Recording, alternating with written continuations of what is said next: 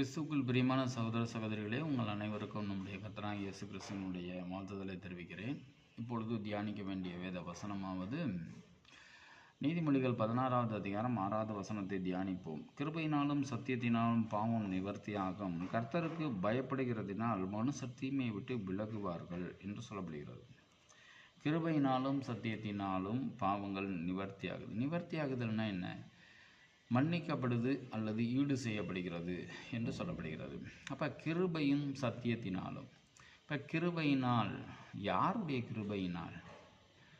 நம்மை உண்டாக்கின கடவுளாகியவர் இந்த பூமியில் நமக்காக பிறந்து மரித்து உயிர்த்தெழுந்தவருடைய கிருபையினால், அதாவது கர்த்தராகிய இயேசு கிறிஸ்துவினுடைய கிருபையினால் நம்மளுடைய பாவங்கள் மன்னிக்கப்படுது. அவருடைய இரத்தத்தினால் நம்மளுடைய பாவங்கள் மன்னிக்கப்படுகிறது. அவருடைய பரிசுத்தத்தினால் நம்மளுடைய பாவங்கள் மன்னிக்கப்படுகிறது. அப்போ இந்த பூமியில் எத்தனையோ பேர் எத்தனையோ விதங்களில் எத்தனையோ நோக்கங்களுக்காக இறந்துருக்கிறாங்க. எனவே அதனால் நம்மளுடைய பாவங்கள் மன்னிக்கப்படுவதில்லை. யார் பரிசுத்தவானாய் மரித்தார்களோ அவர் நிமித்தமாக தான் நம்மளுடைய பாவங்கள் மன்னிக்கப்படுகிறது. உதாரணமாக, ஒரு திருடன் இருக்கான். அந்த திருடன் இன்னொரு திருடனை மன்னிக்கிறதுக்கு அதிகாரம் கிடையாது.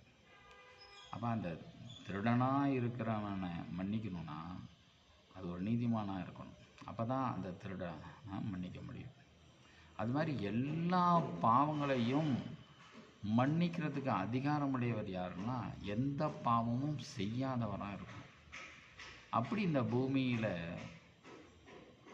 பிறந்து நமக்காக மரித்து உயிர்த்தெழுந்த இயேசுவானவர், இயேசுசாமி நமக்கு கிருபையாய் நம்மளுடைய பாவங்களை மன்னிக்கிறார். இது கிருபையின் உச்சம். அதே சமயத்தில் வேதம் என்ன சொல்கிறது? அவரை ஏற்றுக்கொள்ளுகிறவர்கள் அவர்களுடைய பிள்ளைகளாகவும் பரிசுத்தவான்களாகவும் நீதிமான்களாகவும் மாற்றப்படுகிறாங்க. இப்போ ஏற்றுக்கொள்ளுதல்னா என்ன? அவரை பின்பற்றுகிறவர்கள், இனி நான் இந்த பாவத்தை செய்ய மாட்டேன்னு உணர்கிற மனுஷர்கள் கிருபையினாலே மன்னிக்கப்படுறாங்க. இப்போ நாமும் கூட கர்த்தராகிய இயேசுசாமியினுடைய கிருபையை பெற்றுக்கொள்ள வேண்டும்னா முதலாவது அவர் வழியை பின்பற்றுகிறவர்களாக இருப்பதற்கு முக்கியத்துவம் கொடுக்கணும். அப்பொழுது கிருபை பூர்ணப்படுகிறது. அவருடைய பிரயாசத்தின் கிருபை நமக்கு பிரயோஜனமாக இருக்கிறது. அதை விட்டுட்டு நம்ம கிருபையினால் அவர் மன்னிச்சிருவார்னு சொல்லி மீண்டும் மீண்டும் பாவிகளாகவே பாவம் செய்கிறவர்களாகவே இருப்போமானால் அவர் அந்த கிருபையை நமக்கு பிரயோஜனப்படுத்தும்படியாக கொடுப்பது இல்லை. எனவே அவருடைய கிருபையை பெற்றுக்கொள்ளும்படியாக நம்மளுடைய இருதயத்தில் பரிசுத்த வாழ்க்கைக்கு முக்கியத்துவம் கொடுக்கிறவர்களாக இருக்கணும். இது கிருபையினால் பாவங்கள் மன்னிக்கப்படுகிறது. சத்தியத்தினால் மன்னிக்கப்படுகிறது, பாவங்கள் நிவர்த்தியாக்கப்படுகிறது என்று சொல்லப்படுகிறது. இப்போ உங்களுடைய பாவங்களை தேவன் மன்னிக்கணும் அப்படின்னு நாம் நினச்ச பிறகு மற்றவர்களுடைய பாவத்தை கடவுள் மன்னிக்கக்கூடாது, அல்லது நாம் பிறர்களுடைய பாவங்களை மன்னிக்க மாட்டேன் அப்படின்னு நாம் எண்ணம் கொண்டவர்களாக இருந்து என் பாவத்தை கடவுள் மன்னிக்கணும், நான் பிறருடைய பாவத்தை மன்னிக்க மாட்டேன்னா அங்கே சத்தியத்துக்கு இடமில்லை. எனவே நாம் பிறருடைய பாவங்களை மன்னிப்பதில், அவர்களை ஆசீர்வதிக்கிறதிலையும் நம்மளுடைய குணம் இயேசுவுக்கு நிகரான குணமாக காணப்படும். அதுதான் சத்தியம். எனவே வேதம் சொல்கிறது, மத்தேயு 6வது அதிகாரம் 14, 15வது வசனத்தை தியானிக்கலாம்.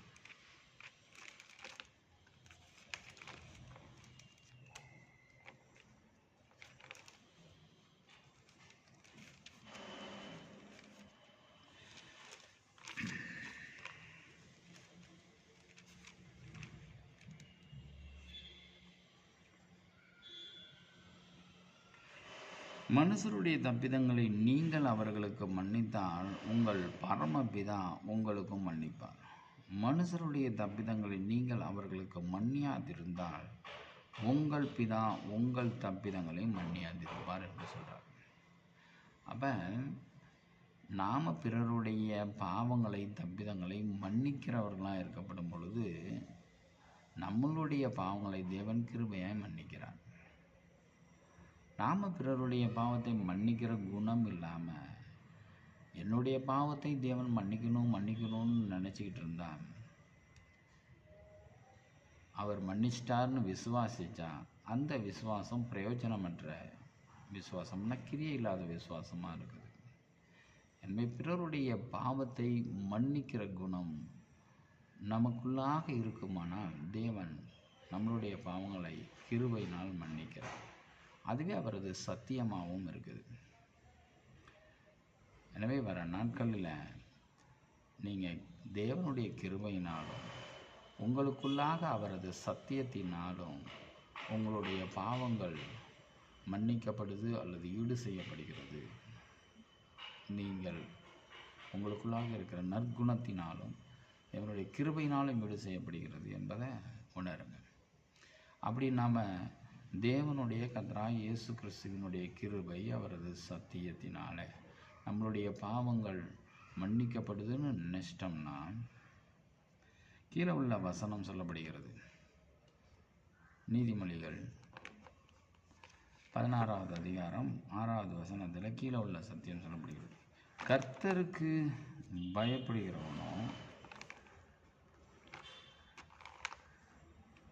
நீதிமொழிகள் 16வது அதிகாரம் 6வது வசனத்தினுடைய 2வது பாகம், கர்த்தருக்கு பயப்படுகிறதினால் மனுஷர் தீமையை விட்டு விலகுவார்கள்.